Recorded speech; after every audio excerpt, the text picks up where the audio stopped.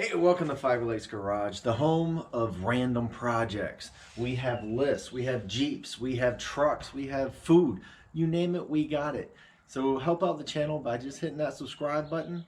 And if you like the video, go ahead and like it. And if you really like the video, like it and then tell a friend. But stay tuned, enjoy yourself. I'm gonna let you go because I got stuff to do.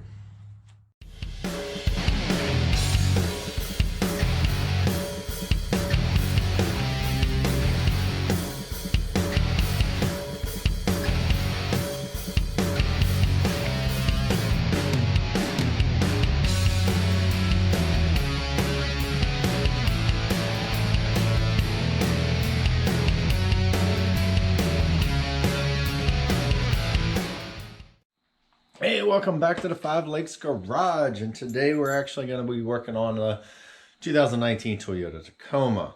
Now, I do have to apologize. I know I have not been I didn't post anything for a little bit of time, but hey, things get in the way. Family life, work life, day job gets in the way. Actually, day job gets in the way a lot, but it's okay. That's what pays the bills. This isn't. This is for you guys. But anyway, one thing I'm going to do here to the 2019 Tacoma, and this actually goes along with just about every third gen Tacoma out there.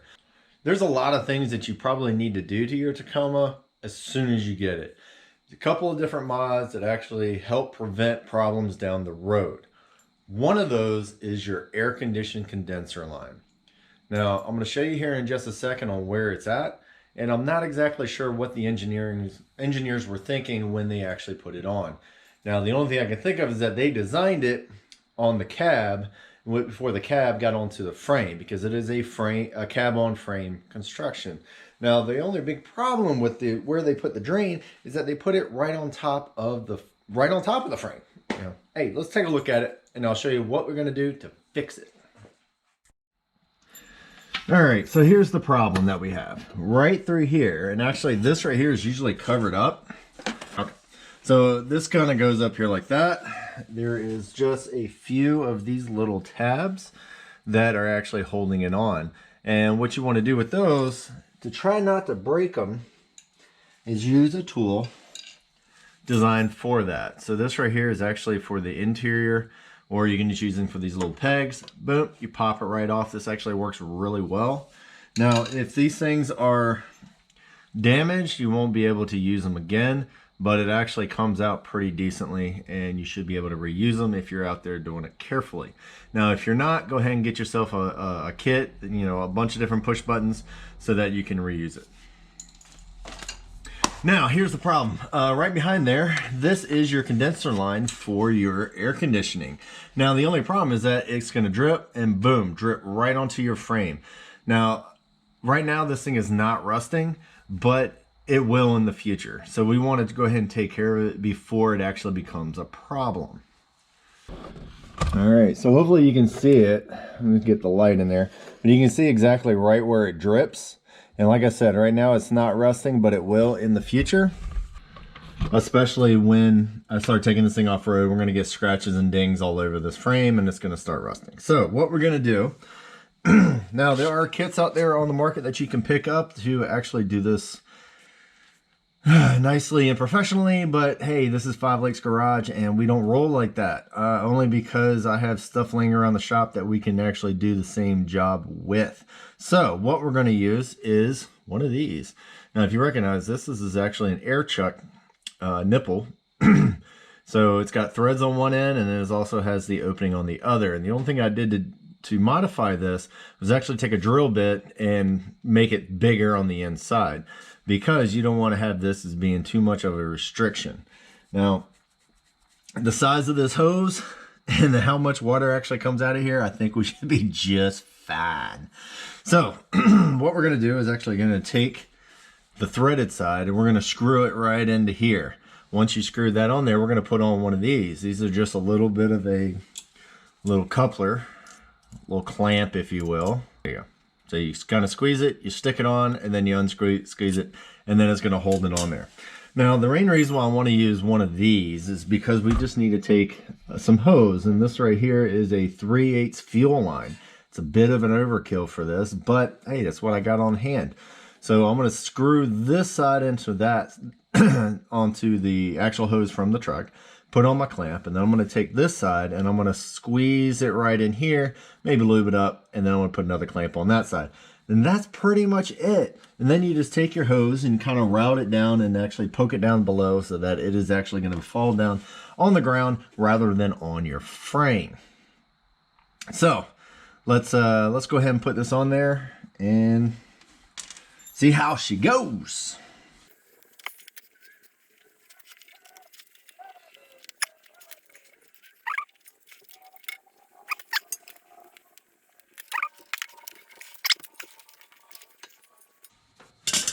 There you go. That's about it. That's all you really need to do. It's on there. She should not come off. That's threaded. This one's got a nipple on it with the clamp. It should be good to go. That's not exactly going to hold any pressure whatsoever. It should just actually just flow. Now what we're going to do now is actually go underneath the truck and actually route this around so that it will come out through the bottom. Now the couple things that you need to look out for, excuse me, is the exhaust. Now this is a catalytic converter. That's going to get wickedly hot. So we want to keep it away from that. So what I'm going to do is actually they're going to have a guard right here. So there's a bracket right here. So what I might do is actually just tie wrap that. There we go.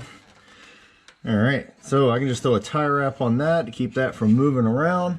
Make sure there's not any kinks or anything in the line, because you don't want that backing up, or else you're gonna have a lot of wetness inside of your cab. So let's grab some tie wraps, tie wrap that up, and then we'll crawl underneath and find out where we're gonna route it. All right, just this, pretty much my personal opinion. I do like using the black tie wraps versus the white ones. Now the white ones work really well for temporary stuff, but when it comes to being around hot objects for a while, for some reason the black, I'm not sure if it's just made out of something different. I guess it would be made out of something different, but it's just more prone, well, it's less prone to breakage or dry rotting out than the white ones. So I'm going to use the black one.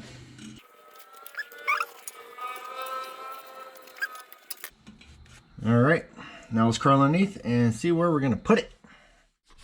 All right, here we are underneath the truck, and as you can see, excuse me, here's our line. So what I probably can do is just run a tie wrap right around this bracket, and then it should be away from everything. I'll cut it a little bit shorter because it doesn't kind of hang out. So, and that should be about it.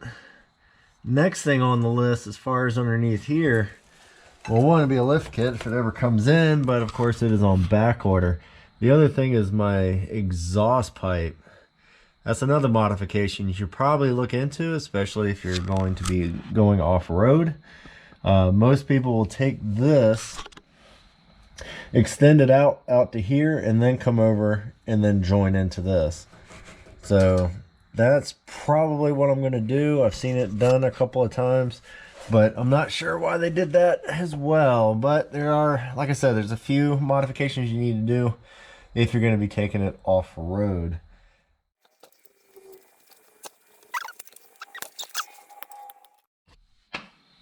All right, that was a very simple fix. Only took a couple of minutes, so this should be a very short video for you guys and girls. So this is definitely something you can do at home. It did not cost me anything except for a couple of pieces from around the shop. You can buy kits. If I find one, if I find a couple of links, I'll put some down below in case you just want to go ahead and purchase instead of making one. But hey, use your imagination. That was extremely easy, and now I'm not worried about it rotting out my frame. See, that was extremely easy. All I gotta do now is just throw the tire back on there, torque all the lugs, and then actually ready to go. It is getting to be the fall, so I'm not gonna be using my air conditioner that often, but it's supposed to be like in the upper 70s here in the next few days, so I'm definitely gonna be using the air conditioner. So next spring, I'll be ready to go, and hopefully we're not gonna have this problem. So there are gonna be a couple of videos here coming up soon. A couple I've already done about some of the issues that the third gen Tacomas have. Most of them are pretty minor, some of them are not so minor, but they are a really good idea to actually go ahead and get it taken care of sooner rather than later, because you don't want to have to worry. You won't have to be like the second gen. I think it was second gen that had problems with the frames just rusting out. It was actually a recall on most of them to just actually replace out the entire frame. How is that cost effective? I don't know. But anyway, use your imagination. Use what you got around the shop and check out some of the other videos. We're going to have some more coming up here real soon. Hopefully I'll be back into the shop. Hopefully the lift kit will come in for this thing, but I'm sure it's sitting on a tanker or a container ship sitting off the coast somewhere. One day it'll get here. I don't know. We'll see. So anyway, take it easy. Have fun. Catch you later. Shut up and sit down.